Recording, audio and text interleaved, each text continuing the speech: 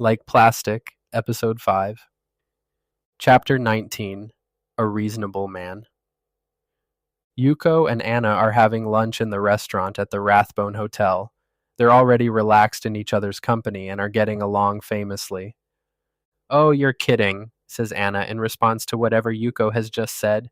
"I love that book. It's why I came here to study." "Yes, I've always loved England too," says Yuko, and sips at her wine. "It's unfortunate that we're here for a bad reason this time." Brought back down to earth, Anna says, "Yes, of course, though hopefully we'll be able to sort that out today." "I hope so," says Yuko, not very hopeful at all.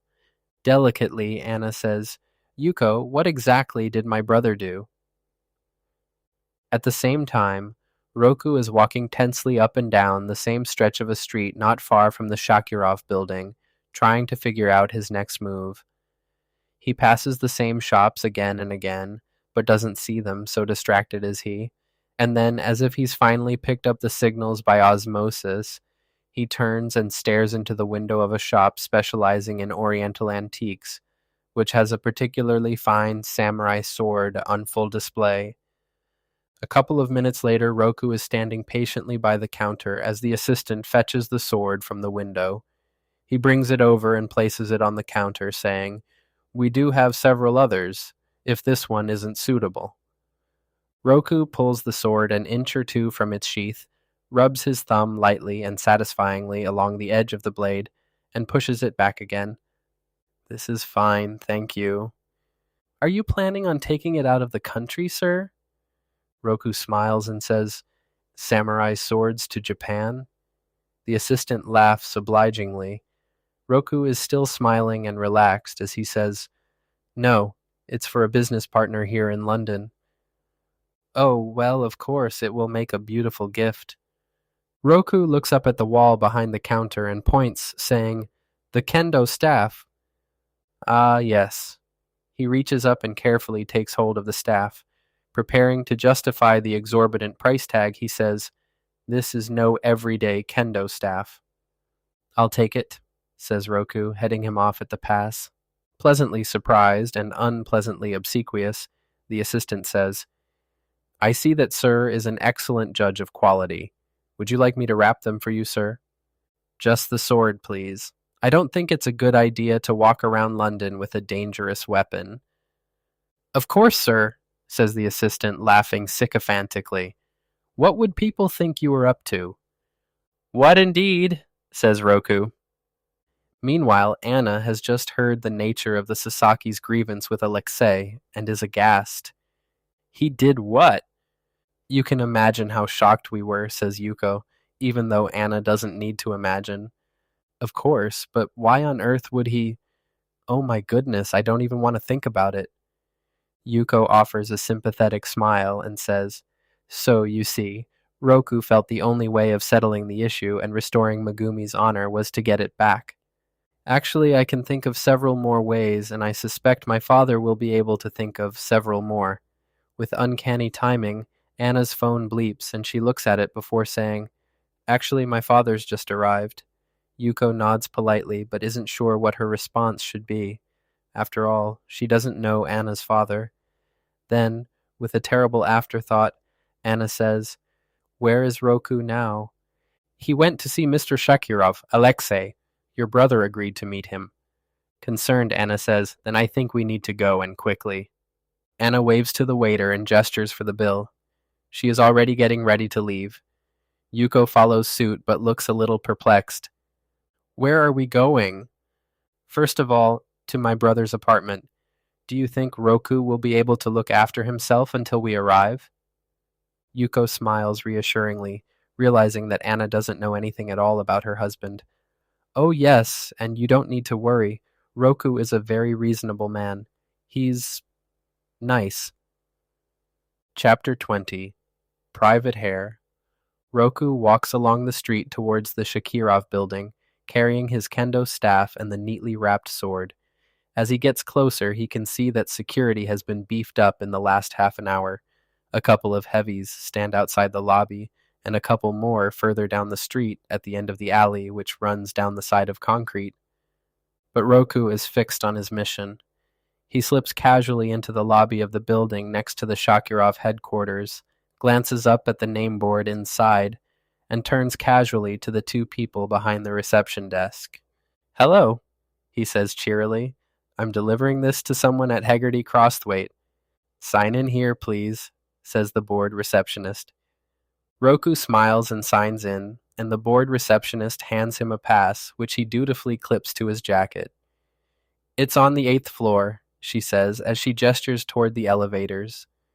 A short while later, the elevator door opens onto the offices of Hegarty Crosthwaite, and Roku steps out. He is now wearing the samurai sword. In one hand, he carries the kendo staff, in the other, the packaging from the sword. Roku approaches the reception desk and says to the bewildered young lady sitting there, "Sorry to trouble you, but do you have a wastepaper basket?" He holds out the paper, and the receptionist, rendered speechless, takes it from him. "Thank you, and I wonder if you might tell me where I could find the door to the roof." The receptionist points, but finally comes back to herself enough to say, "But you're not meant to go on the roof." Roku winks at her and says, "I won't tell if you don't. Thank you for your help." Roku gives her a little bow and heads for the roof. Totally unaware that trouble is about to descend from above, Alexei is sitting in his office with Harry. 4 heavies in suits are standing around idly by the door. Alexei is drumming his fingers on the desk and generally fidgeting with nervous energy. Bored to tears, Harry says, "Excitement's beginning to wear off now. Think we can send the gorillas away? I mean, it's not like the Jap'll be in any hurry to come back." "I wouldn't be so sure about that," says an extremely rattled Alexei. "He's obviously crazy. Completely. Mad as." "Okay, I get your point." Alexei hushes him with a finger and is suddenly alert. "What was that?" Dismissive, Harry says, "What was what?" They both listen. A thud is audible somewhere outside, then a crash of furniture. "Oh, I hear it now," says Harry. "It's him, I know it is." "Oh, wow," says an excited Harry. "This is like in Terminator." "Shut up, Harry." Alexei gestures wildly at the heavies and says, "One of you, quick, outside, check everything's okay." His voice is becoming slightly high-pitched with panic. One of the heavies opens the door and steps outside, but there's a shuddering crack and he falls back into the room in a heap. Roku, avenging angel, steps into the room and immediately sets about the remaining heavies, using the kendo staff with astonishing skill and dexterity. Harry and Alexei look on in some degree of petrified wonder, but as the last of the heavies is incapacitated, Alexei reaches into his jacket and pulls out a gun. This is even better, thinks Harry, as he sees the gun and says, "Excellent, go for it." Roku spins in their direction and hurls the kendo staff across the room.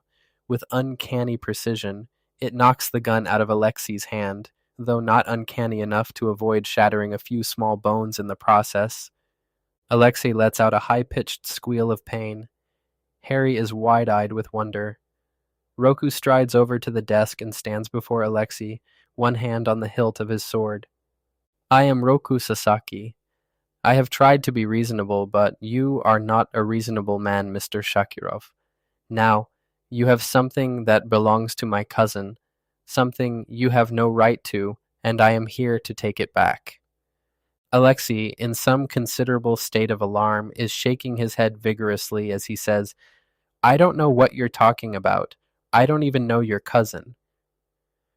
Now that Roku is up close, Harry is finally feeling a little scared and says urgently, "Jesus, Alexei, don't crap around with the guy. If you have something that belongs to him." "I don't know what he's talking about," screams an hysterical Alexei. Roku has heard enough. He swiftly draws his sword and swipes it at Alexei's head. Harry screams. Alexei looks as though he's discovered a new level of heightened terror. A lock of Alexei's hair flies into the air and scatters on the desk in front of him. Calmly, Roku replaces the sword and says, "Do you need any more reminders?" "Mr. Sasaki?" Roku turns. Just inside the doorway of the office, a young woman is standing. It's Anna Shakirov. Vladimir, Boris, and Yuko are standing behind her. The first three look awestruck. Yuko is beaming with love and pride. Anna approaches, saying, "I'm Anna Shakirov, Alexei's sister, and this is our father, Vladimir, and Boris, our friend." Roku is distracted for a moment by Vladimir, who bears a striking resemblance to Cyrus Crane, the villain from Like Plastic issue number 1.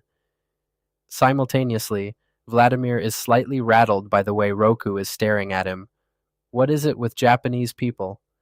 Anna continues, "We're very sorry to have to meet you like this, and we're sorry for the upset my brother has caused, but I believe this is what you're looking for." Anna hands Roku a small embroidered pouch, perhaps the only discreet way of returning the contentious item. "Thank you, Miss Shakirov. Please call me Anna. Yuko's told me so much about you, I feel like we're already friends." Roku looks questioningly at Yuko, who explains, "We had lunch." Roku is delighted and says, "Oh, good. I was worried you might be getting so bored. It really hasn't been any fun at all for you." "On the contrary," says Yuko. "Really." Vladimir steps forward and says, "It's a pleasure to meet such an honorable man, Mr. Sasaki.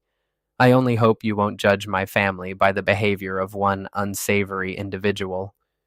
He glances with distaste at Alexei. "Of course not," says Roku, who's already feeling quite jolly. "I'm sorry for hurting your employees. They were in the way." Vladimir shrugs, as if it's of no consequence, then turns to Alexei and says contemptuously, "Is this what you learn at boarding school?" Harry sniggers, and Vladimir looks at him before turning back to Alexei. "What's he doing here?" "He works for me," says Alexei sheepishly. "You're fired," Vladimir says to Harry. "Boris, show him the door." Boris comes over and removes a mindless and giggling Harry. "As for you, you should have gone to school in Switzerland. You're too old for school, but there's a clinic I know in Switzerland where maybe you'll get the help you need." Childishly protesting, Alexei says, "But I don't need help, Daddy. There's nothing wrong with me." Vladimir raises an eyebrow and says, "You think it normal collecting people's private hair? You call that nothing wrong? This boarding school has made you sick. Now we make you better. No more club. No more hairy penis head." Vladimir glances apologetically at Yuko and says, "Excuse me." Yuko nods obligingly, and then Vladimir smiles warmly at the small party standing there. "Let's celebrate." Later, Roku, Yuko, Anna, and Vladimir are sitting around a table in the bar of the Rathbone Hotel, drinking champagne. They're clearly in high spirits, laughing at a long but particularly funny story Vladimir is telling them. Vladimir is happy too and realizing he needs to get out more. Finally, he delivers the punchline, saying archly, "And I said you call that a nuclear warhead." All four fall about in hysterics. Roku then looks into the middle distance, smiling, and for a moment, you might almost think he's smiling at you.